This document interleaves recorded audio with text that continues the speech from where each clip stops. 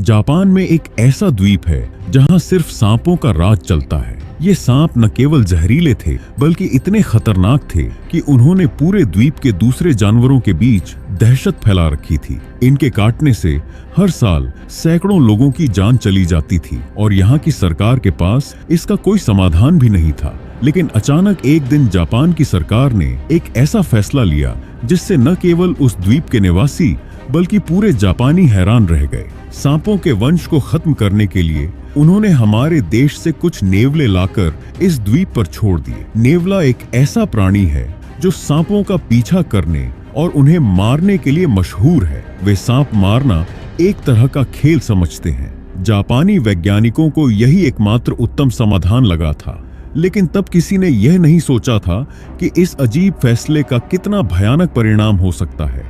यह एक ऐसा फैसला था जिसने प्रकृति के नियमों को तोड़ा, लेकिन प्रकृति के साथ खेलने का अंजाम कितना भयानक हो सकता है, यह जापानियों को 25 साल बाद अच्छी तरह महसूस हुआ। 1970 के दशक में जापान के अमामी ओशिमा द्वीप पर एक गहरा संकट आ गया। भयानक हाबू सांप के आतंक से द्वीप का सामान्य जीवन अस्त व्यस्त होने लगा। हर दिन निर्दोष लोग जहरीले डंक का शिकार होने लगे।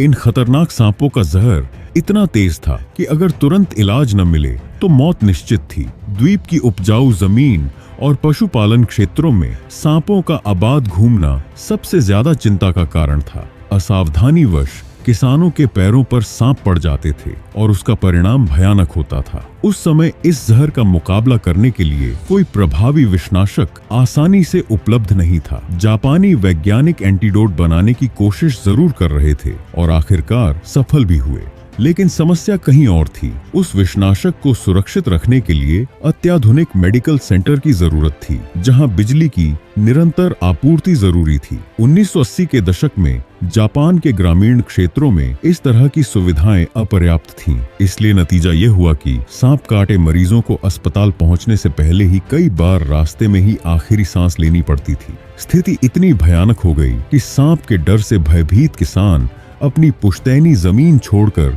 शहरों की तरफ काम की तलाश में जाने को मजबूर हो गए। धीरे धीरे हरा भरा द्वीप वीरानी की ओर बढ़ने लगा। जापान की सरकार एक बड़ी दुविधा में पड़ गई। आनन फानन में बुलाई गई उच्च स्तरीय बैठक में द्वीप को सांप के अभिशाप से मुक्त करने के तरीकों पर चर्चा शुरू हुई। ठीक इसी समय एक वैज्ञानिक ने ऐसे प्राणी छोड़ने का प्रस्ताव दिया जो न सिर्फ सांप खाएंगे बल्कि सांपों के जहर से उन्हें कोई नुकसान भी नहीं होगा। प्रकृति के माध्यम से ही प्रकृति को नियंत्रित करने की इस अनोखी धारणा को सरकार ने स्वीकार कर लिया। लंबे विचार विमर्श के बाद बाकी वैज्ञानिकों ने नेवले को चुना। सांपों के खिलाफ लड़ाई का एक अदम्य योद्धा। सांप और नेवले का रिश्ता आदिकाल से दुश्मनी का है। लड़ाई शुरू होने पर खत्म होने तक चलती है और ज्यादातर मामलों में जीत नेवले की ही होती है।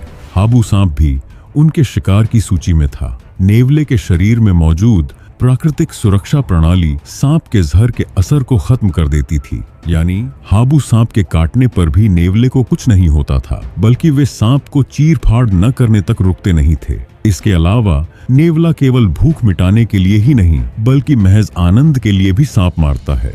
नजर में आ जाए तो जिंदा नहीं छोड़ता। लेकिन यहाँ एक बड़ी बाधा थी। नेवला जापान का स्थानीय प्राणी नहीं है। इनका मूल निवास स्थान भारत, बांग्लादेश, पाकिस्तान, नेपाल जैसे देश हैं, जहां का वातावरण जापान से अलग है। वैज्ञानिकों ने जोखिम उठाते हुए उन देशों से 30 नेवले पकड़कर अमामी ओशिमा द्वीप पर छोड़ दिए। उन्हें विश्वास था कि अब द्वीपवासी सांप के डर से मुक्त हो जाएंगे। उन्होंने सोचा था कि नेवले एक तरफ सांप का दमन करेंगे तो दूसरी तरफ चूहों के उपद्रव से भी द्वीप को बचाएंगे। लेकिन कुछ साल बाद जब नेवलों की संख्या 30 से बढ़कर 30,000 तक पहुंच गई तो उनके व्यवहार को देखकर वैज्ञानिक हैरान रह गए। उन्होंने देखा कि नेवले सांप के शिकार में ज्यादा दिलचस्पी नहीं ले रहे हैं, उल्टे सांपों की संख्या भी बढ़ रही थी। इसका मुख्य कारण था हाबू सांप का निशाचर स्वभाव, यानी वे रात में शिकार करते थे, और नेवले का दिनचर स्वभाव, यानी वे दिन में शिकार करते थे। दिन में आमना सामना होने पर भी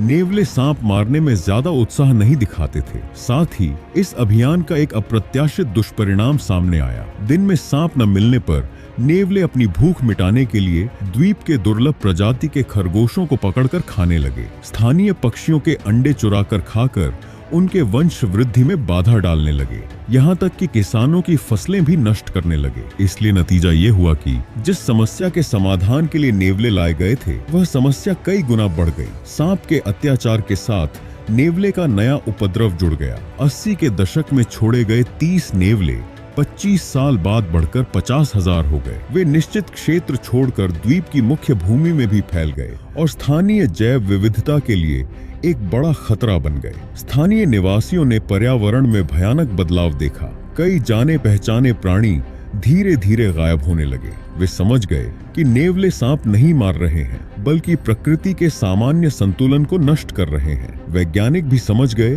कि अगर यह स्थिति जारी रही तो द्वीप की अपनी जैव विविधता पूरी तरह नष्ट हो जाएगी। इसके बाद शुरू हुई नई लड़ाई।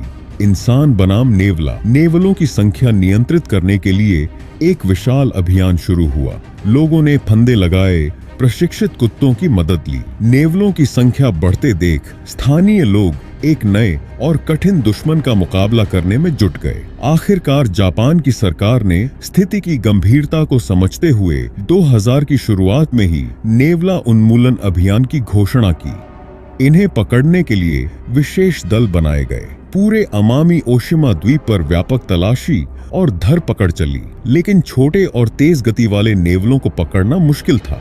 इसलिए सरकार ने नेवलों की आवाजाही वाले इलाकों में गुप्त रूप से कैमरे लगाकर उनके आने जाने के रास्ते चिन्हित करके विशेष फंदे लगाए। जहां नेवलों की संख्या ज्यादा थी, वहां खाने में जहर मिलाया गया। विशेष रूप से प्रशिक्षित कुत्ते गंध सूंघकर नेवलों के छिपे हुए ठिकानों का पता लगाते थे।